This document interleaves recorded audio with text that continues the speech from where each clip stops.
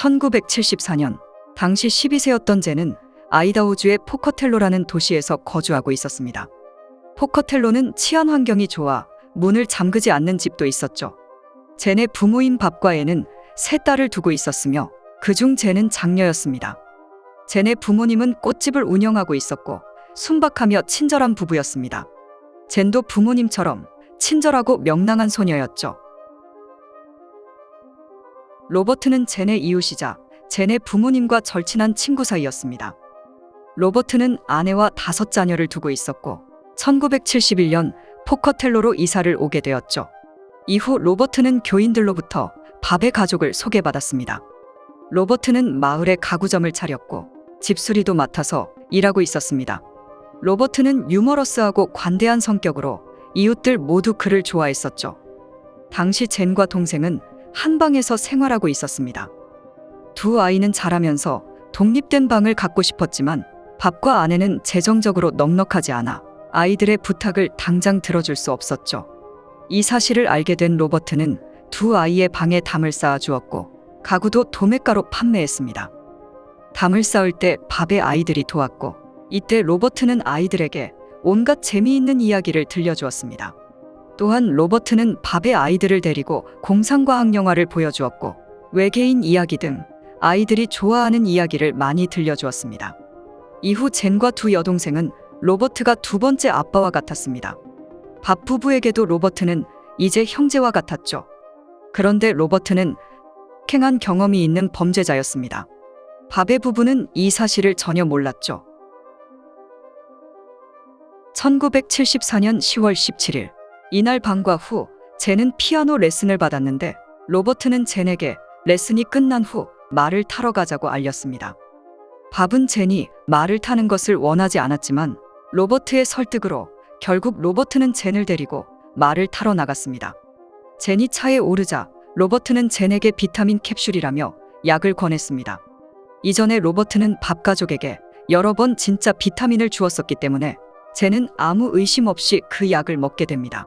하지만 이번엔 수면제가 들어있었습니다. 얼마 지나지 않아 젠은 잠들었고 깨어났을 때 손과 발은 묶여 있었습니다. 이때 로버트는 자신의 캠핑카로 젠을 옮긴 상태였고 젠은 침대 칸에서 결박된 상태였습니다. 로버트는 젠을 데리고 멕시코로 향하게 됩니다. 그리고 어디선가 갑자기 기계음이 나오면서 젠에게 상황을 설명하기 시작했습니다. 너는 지구인과 우주인의 혼혈인이다. 너는 지구를 구하기 위해 사명감을 가져야 한다. 그래서 너는 남성 파트너를 구해 출산을 해야 한다. 너의 완벽한 파트너는 밖에 나가면 쓰러져 있을 것이다. 그 남자와 함께 너의 사명을 완수해라. 그래야만 지구를 구할 수 있다. 만일 네가 거절한다면 너의 가족들도 위험해질 것이다. 얼마 후 세뇌된 젠이 다시 눈을 떠보니 손과 발은 풀려 있었고 밖으로 나가보니 로버트가 쓰러져 있었습니다. 젠은 로버트를 알아보고 로버트에게 다가가 울며 소리를 지르기 시작했습니다. 잠시 후 로버트는 깨어났고 로버트는 젠에게 외계인에게 납치되는 과정에서 젠을 필사적으로 보호했다며 절묘한 연기를 선보였습니다.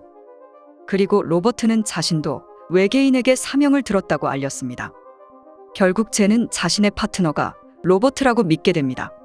10월 17일 저녁 식사 후에도 로버트와 젠이 돌아오지 않자 젠의 부모는 걱정하기 시작했지만 10월 22일이 돼서야 FBI에 신고를 하게 됩니다. 2019년 이 사건의 다큐가 방송되었고 젠의 부부가 5일 후 FBI에 신고했다는 사실이 알려지자 많은 네티즌들이 비난하기도 했었습니다. 그러나 부부는 젠이 사라진 당일에도 신고했지만 경찰은 자동차 사고를 당했을 것이라고 추측했다고 합니다. 신고를 받은 FBI는 즉시 대규모 수색에 나섰고 그날 밤 밥의 집에서 60km 떨어진 공원에서 로버트의 차량을 발견합니다. 로버트의 차량에는 유리창이 깨져 있었고 혈흔이 남아 있었습니다. 차 주변에는 한 사람의 발자국이 있었고 발자국을 따라가 보니 타이어 자국이 남아 있었습니다. 그래서 로버트가 다른 차로 갈아탄 것으로 보았습니다. 그 타이어 자국은 일반 자동차 타이어보다 두꺼웠기 때문에 SUV나 캠핑카로 추정했습니다. 로버트의 아내는 사건 한 달 전 로버트가 친척에게 캠핑카를 구입했고 창고에 주차돼 있었지만 지금은 사라졌다고 알렸습니다. 이로써 경찰은 로버트가 젠을 납치한 것으로 보았고 로버트가 자신을 포함해 젠과 함께 납치된 것처럼 위장한 것으로 보았습니다. 그리고 로버트는 밥 부부에게 자신이 정신적 트라우마가 있어 정신과 치료를 받았다고 말했었습니다. 그리고 그 치료를 위해서는 소녀 옆에서 자야 한다며 밥 부부에게 말했습니다. 그래서 로버트는 밥 부부에게 젠의 옆에서 잘 수 있도록 도와달라며 부탁했습니다. 밥 부부는 찝찝했지만 로버트의 치료를 위해 허락했고 결국 로버트는 일주일에 4회씩 젠 옆에서 잠을 잤었죠. 이 치료는 젠이 납치될 때까지 6개월간 지속되었습니다.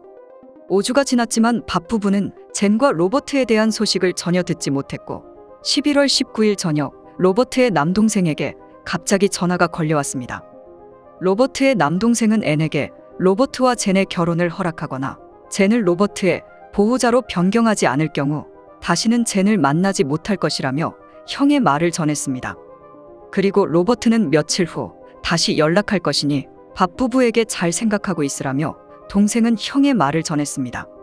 수사관은 로버트 동생 집 전화에 위치 추적 장비를 설치했고 4일 후인 11월 23일 드디어 로버트에게 전화가 걸려왔습니다. 위치 추적 결과 그 전화는 멕시코 마시틀란 지역의 한 호텔에서 걸려온 전화였습니다. 그날 오후 멕시코 경찰은 로버트를 제압하고 젠을 구출할 수 있었습니다. 로버트가 체포된 다음 날 밥 부부는 젠을 집으로 데려가기 위해 멕시코로 향했습니다. 젠은 부모님을 보고 너무 신나 아빠 엄마라고 큰 소리로 외쳤고 좀처럼 눈물을 흘리지 않던 밥도 서럽게 울었습니다. 젠은 39일 만에 가족의 품으로 돌아가게 되었죠. 그러나 젠은 로버트가 걱정스러운 듯 함께 가자고 말했습니다. 또한 젠은 신고한 것에 대해 부모님을 원망하기도 하였죠. 그리고 로버트는 체포 당일 밤 경찰에게 뇌물을 주었고 그로 인해 로버트는 젠과 잠시 동안 대화를 나눌 수 있었습니다. 그리고 로버트는 젠에게 몇 가지 규칙을 명심하라고 명령했습니다.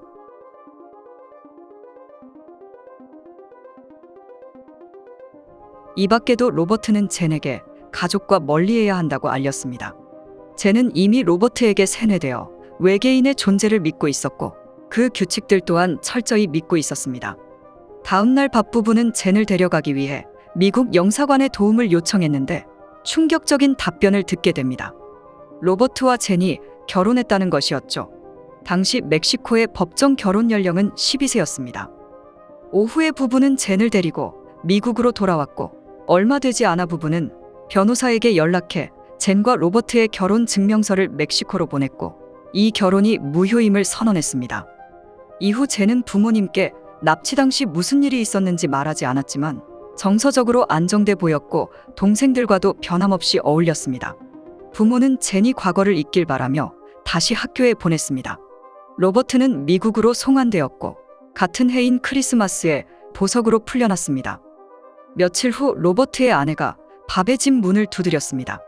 로버트의 아내는 로버트가 젠에게 해를 끼치지 않았고 젠이 자발적으로 동행했으며 감금한 적도 없었다고 주장했습니다. 즉 모든 것은 오해였고 고소를 취하하라는 뜻이었죠. 그러나 밥 부부는 나중에 인터뷰에서 당시 협박을 받았다고 말했습니다. 사실 로버트는 앤과 부적절한 관계를 가졌었고 밥과도 로버트는 부적절한 관계를 가졌었습니다.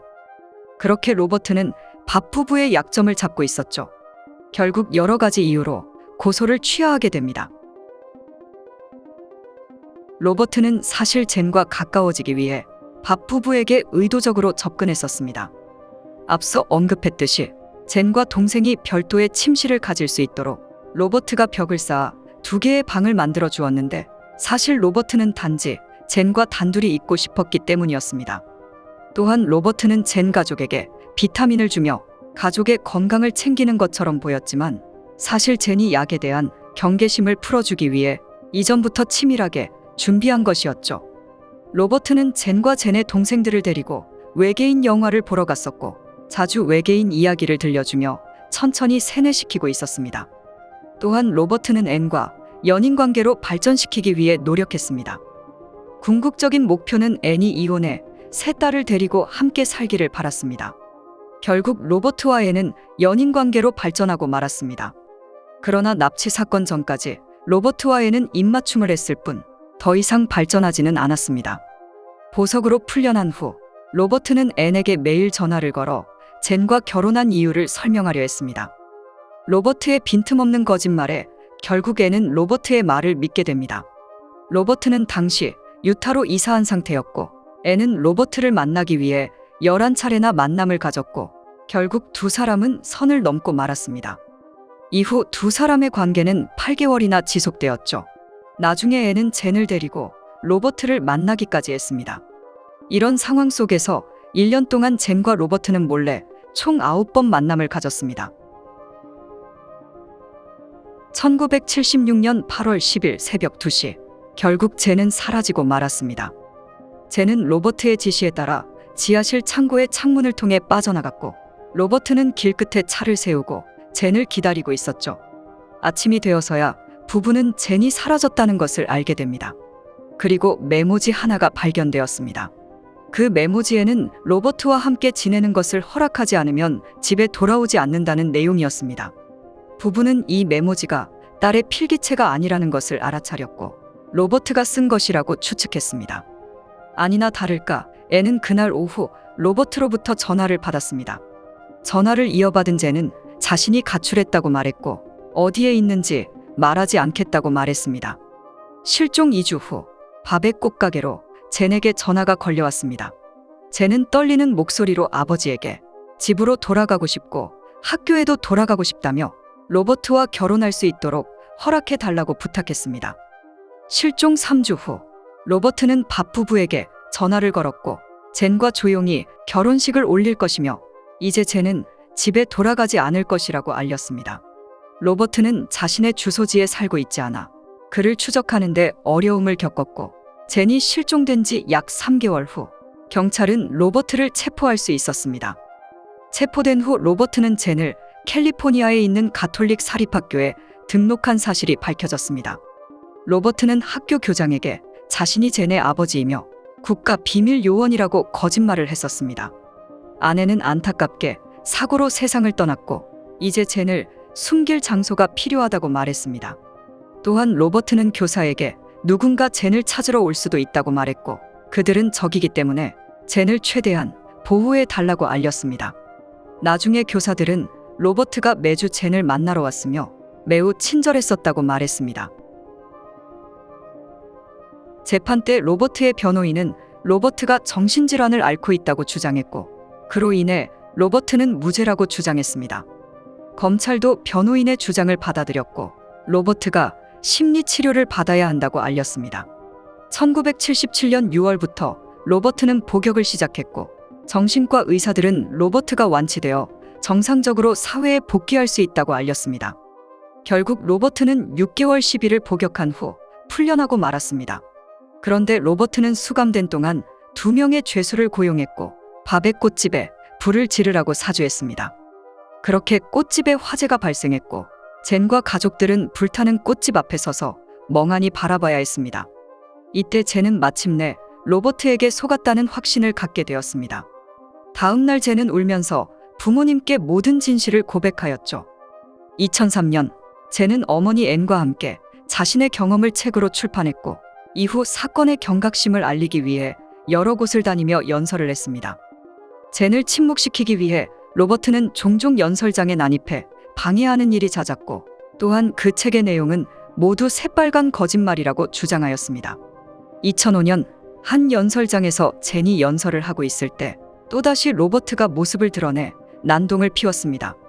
경찰은 로버트를 제압했고 결국 로버트는 불법 총기 소지 등 여러 혐의로 기소되었습니다. 그리고 재판을 기다리는 동안 로버트는 결국 69세의 나이에 집에서 극단적 선택을 하고 말았습니다. 2019년 젠은 인생의 10%가 당신을 결정하게 두지 마십시오 라고 연설을 하기도 했습니다.